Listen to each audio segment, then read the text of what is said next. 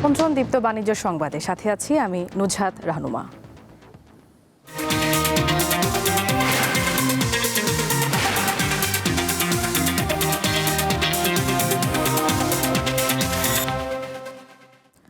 আন্তর্জাতিক মুদ্রা তহবিল IMF বলছে বর্তমান ও আগামী বছর বৈশ্বিক অর্থনীতির প্রবৃদ্ধি বাড়বে, কমতে পারে মূল্যস্ফীতি।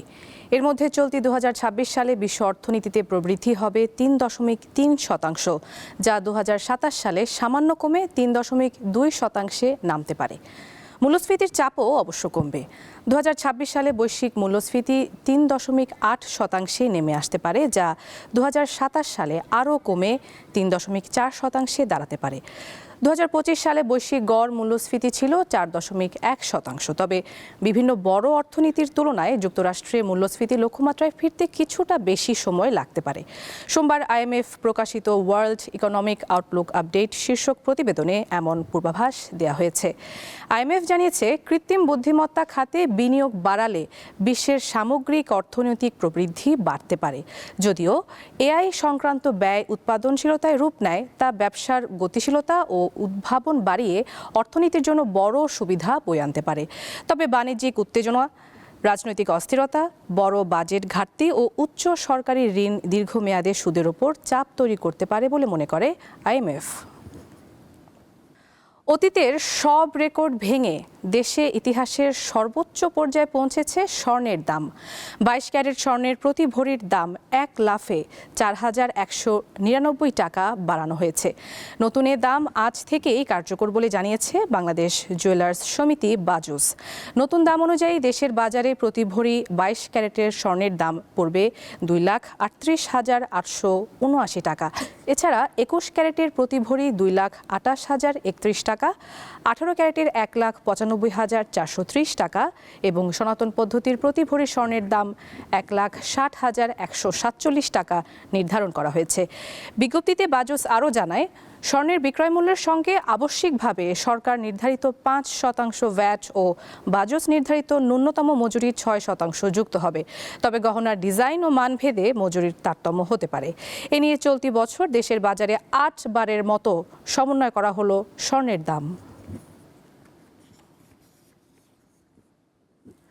সারা দেশের মতো পটুয়াখালীতে LPGর তীব্র সংকট চলছে।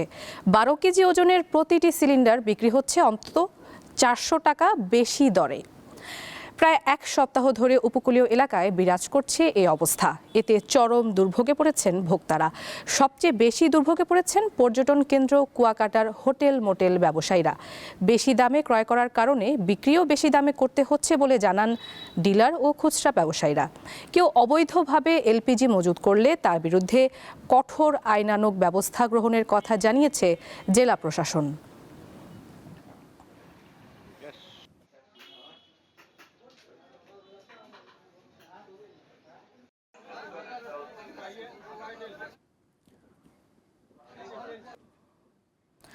দর্শক, এই বিষয়ে আরও জানাতে পটুয়াখালী থেকে যুক্ত হচ্ছেন আমাদের সহকর্মী মোহাম্মদ ইমরান। ইমরান, LPGর সংকট নিয়ে খুচরা বিক্রেতারা কি বলছেন এবং হোটেল ব্যবসায় এই সংকট কি ধরনের প্রভাব ফেলছে আমাদের জানাবেন।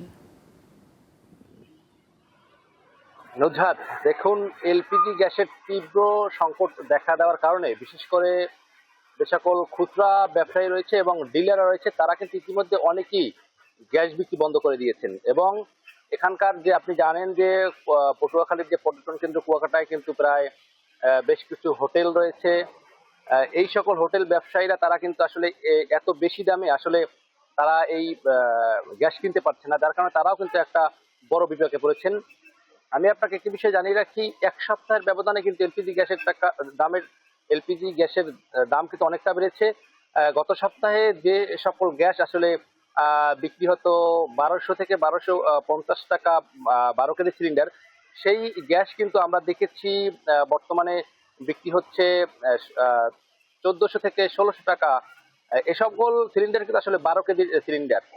আর বিশেষ করে যারা এখানকার যে ফিলিং স্টেশন মালিকরা রয়েছে তাদের সঙ্গে কথা বলেছি, তারা কিন্তু অনেকেই ইতিমধ্যে গ্যাস বিক্রি বন্ধ করে দিয়েছেন, কারণ তাদের চাহিদার তুলনায় গ্যাস কিন্তু আসলে পাচ্ছেন না।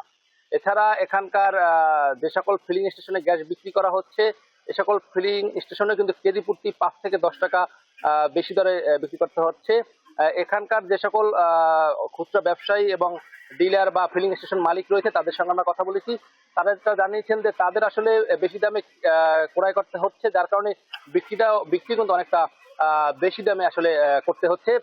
এখানকার যে সকল সাধারণ মানুষ রয়েছে তারা কিন্তু এই গ্যাসের দাম বেড়ে যাওয়ার কারণে তারা কিন্তু অনেকটা অস্বস্তিতে পড়েছেন। অনেকে কিন্তু গ্যাস কিনে আসলে তারা ব্যবহার করতে পারছে না, এমনটাই কিন্তু আমাদেরকে জানিয়েছেন। তো পটুয়াখালী জেলা প্রশাসনের সঙ্গে আমার কথা হয়েছে, তারা জানিয়েছেন যে যদি কোনো ডিলার বা খুচরা ব্যবসায়ী বা আরো যারা রয়েছেন এই ব্যবসার সঙ্গে সংশ্লিষ্ট, যদি কেউ গ্যাস মজুত করেন তাদের বিরুদ্ধে তাদের খুঁজে বের করে আইনের আওতায় নিয়ে আসা হবে এবং তারা কিন্তু ইতিমধ্যে বেশ কয়েকটি অভিযান পরিচালনা করেছেন। তো নুজহাত, আসলে পটুয়াখালী থেকে আমার কাছে এই ছিল সর্বশেষ। দর্শক, পটুয়াখালী থেকে যুক্ত ছিলেন মোহাম্মদ ইমরান। ভারতীয় সুতা আমদানিকে রাজনৈতিকভাবে না দেখার আহ্বান জানিয়েছেন তৈরি পোশাক শিল্পের মালিকরা। তাদের অভিযোগ, সুতা আমদানির স্বাভাবিক চিত্রকে নেতিবাচকভাবে উপস্থাপন করে বন্ড সুবিধা প্রত্যাহারের পায়তারা চলছে, যা দেশের পুরো পোশাক খাতকে হুমকির মুখে ফেলবে।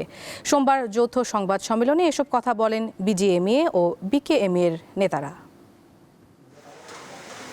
বর্তমানে দেশের রপ্তানি আয়ের শতকরা ৮৪ ভাগই আসে বস্ত্র ও পোশাক খাত থেকে।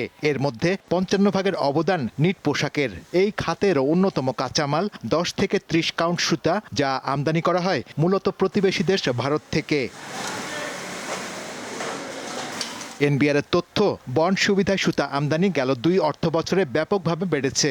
ফলে ৬০% উৎপাদন সক্ষমতা থাকলেও ব্যাপকভাবে কমে গেছে দেশীয় সুতার বিক্রি। এ অবস্থায় স্থানীয় সুতার চেয়ে কম মূল্যে ভারতীয় তুলা আমদানির অভিযোগ এনে বন্ড সুবিধা প্রত্যাহারের সুপারিশ করেছে বাণিজ্য মন্ত্রণালয়, যাকে মরার উপর খাড়ার ঘা হিসাবে দেখছেন পোশাক শিল্প মালিকরা। প্রতি কেজিতে এই ৩০ থেকে ৪০ থেকে ৬০ সেন্সের এই বিশাল ব্যবধান রেখে নিট শিল্পকে বাঁচিয়ে রাখা ইম্পসিবল। বিজিএমইএ ও বিকেএমইএর যৌথ সংবাদ সম্মেলনে শিল্প মালিকদের অভিযোগ, সুতা আমদানি স্বাভাবিক চিত্রকে নেতিবাচকভাবে উপস্থাপন করা হচ্ছে। সমন্বিত একটা উদ্যোগ নিয়ে সবাইকে নিয়ে বসে সরকার যদি একটা সিদ্ধান্ত নিতে পারে, তাহলে আজকে আমার স্পিনিং মিলও বাঁচবে, ফরওয়ার্ড লিঙ্কেজ ইন্ডাস্ট্রিও বাঁচবে। এখন একজনকে বাঁচাইতে গিয়ে বাকিদেরকে মেরে ফেলা কোনোভাবেই এটা কাজ সঠিক হবে না। গুণগত মানের সুতা সরবরাহ করার সক্ষমতা দেশীয় শিল্প কারখানার নেই উল্লেখ করে নীতি সহায়তা সহ জ্বালানি সরবরাহের দিকে নজর দেওয়ার তাগিদ দেন ব্যবসায়ীরা। ইন্টারন্যাশনাল মার্কেটে আসলে ট্যাক্স বসে আপনি আমাকে কম্পিটিটিভ রাখতে পারবেন না। আমাদের কম্পিটিটিভনেসের অভাব, ওই জায়গাতে হাত দিতে হবে কিভাবে প্রতিযোগিতার সক্ষমতা অর্জন করতে হবে। সুতো আমদানির শুল্কের বোঝা না চাপিয়ে আমাদের যে স্পিনার আছে তাদেরকে আপনারা নগদ সহায়তা, এনার্জি সিকিউরিটি, নিরবিচ্ছিন্ন জ্বালানি ও কর্পোরেট ট্যাক্সে রেয়াত দেওয়ার মাধ্যমে তাদের সক্ষমতা বাড়িয়ে দেন। এছাড়া সুতা শিল্পকে বাঁচাতে গিয়ে প্রধানতম রপ্তানি শিল্প যেন হুমকির মধ্যে না পড়ে, সেজন্য সমন্বিত উদ্যোগ নেওয়ার তাগিদ দেওয়া হয় এই সংবাদ সম্মেলনে। শাহরিয়ার ইমন, দীপ্ত সংবাদ, ঢাকা। মাশরুম চাষে সফল হয়েছেন পটুয়াখালীর মিলন নামের এক যুবক। মাশরুম দিয়ে বিভিন্ন খাদ্যপণ্য তৈরি করেছেন তিনি, যা স্থানীয় বাজার ও অনলাইনে বিক্রি করে ভালো আয় করছেন মিলন। তার সাফল্য দেখে এলাকার অনেকেই আগ্রহী মাশরুম চাষে। পটুয়াখালী সদর উপজেলায় গড়ে তোলা হয়েছে বিশাল এই মাশরুম উৎপাদন কেন্দ্র। শুরুতে গরুরবাঁধ এলাকায় মিলন মাশরুম পল্লী গড়ে তোলেন আতিউর রহমান মিলন। ২০২০ সালে এনজিওর চাকরি ছেড়ে মাশরুম চাষ শুরু করেন তিনি। তার উদ্যোগ এখন স্থানীয়দের জন্য অনুপ্রেরণা। প্রথমে তিনি পটুয়াখালীর বাউফলে নিজের বাড়িতে মাশরুম চাষ শুরু করেন, কিন্তু যোগাযোগ ব্যবস্থা ভালো না হওয়ায় ২০২৪ সালে বন্ধুর জমিতে গড়ে তোলেন মিলন মাশরুম পল্লী। আমি যখন শুরু করেছি তখন মাশরুমের চাহিদা খুবই কম ছিল, চাহিদা ছিল না বললেই চলে। তখন আমার দৈনিক 1 কেজি মাশরুম উৎপাদন থাকলেও 2 কেজি মাশরুম বিক্রি করতে পারিনি। সেই যোগাযোগ সমস্যার কারণেই প্লাস মানুষ খাইতে যাচ্ছে না। আমি বিভিন্ন মেলায় স্টল করে মানুষ মাশরুম কীভাবে খাবে সেটা শিখিয়েছি। এখন আমার পটুয়াখালী শহরে দৈনিক 50 কেজি মাশরুমের চাহিদা আছে। বর্তমানে তার খামারে রয়েছে শত শত মাশরুমের ব্যাগ। আধুনিক পদ্ধতি ও সঠিক পরিচর্যায় প্রতিদিন উৎপাদন হয় প্রায় 30 কেজি মাশরুম। মিলন মাশরুম দিয়ে তৈরি করেছেন আচার, চাটনি সহ অন্তত 15টি খাদ্যপণ্য। এছাড়া স্থানীয়দের বিনামূল্যে মাশরুম চাষের প্রশিক্ষণও দিচ্ছেন তিনি। ফ্রেশ মাশরুমটা থেকে 90,000 টাকার মাশরুম আসে প্রতি মাসে, এবং আমি এখান থেকে বিভিন্ন প্রোডাক্ট করি, আচার, chutney, jelly, mushroom fry, mushroom tasty spices, মাশরুমের দাঁতের মাজন সহ অনেকগুলো প্রোডাক্ট, মাশরুম চিংড়ি, বালাচাও এবং আরও বেশ কিছু প্রোডাক্ট করতে যাচ্ছি। তো সব কিছু মিলে মাসে 2 লক্ষ টাকা সেল হয়। মিলনের সাফল্য দেখে এবং তার কাছ থেকে প্রশিক্ষণ নিয়ে অনেকেই মাশরুম চাষে আগ্রহী হচ্ছেন। মাশরুম দিয়ে সে জেলি, চাটনি, দাঁতের মাজন এবং স্যুপ তৈরি করে মানুষের খাইতেছে, এবং এটা ঔষধি গুণগুণ। তো বাচ্চা থেকে এবং কি গর্ভবতী মায়েরাও খাইতে পারে। মাশরুম চাষ আগে কখনো দেখিনি এবং দেখতে আসা যে কিভাবে মাশরুম চাষ হয়। এই মাশরুম চাষ করার পরে এগুলো আমি দেশ বিদেশে রপ্তানি করব। 2026 সালের মধ্যে 200 মাশরুম চাষি গড়ে তুলতে চান মিলন। জেলায় মাশরুম চাষ ছড়িয়ে দিতে আরও কার্যকর পদক্ষেপ নেবে সরকার, এমন প্রত্যাশা সংশ্লিষ্টদের। সাদিয়া চৌধুরী, দীপ্ত, বার্তা কক্ষ। দর্শক, এই ছিল এখনকার দীপ্ত বাণিজ্য সংবাদে। এরপর দীপ্ত আন্তর্জাতিক সংবাদ দেখার আমন্ত্রণ রইল। ধন্যবাদ।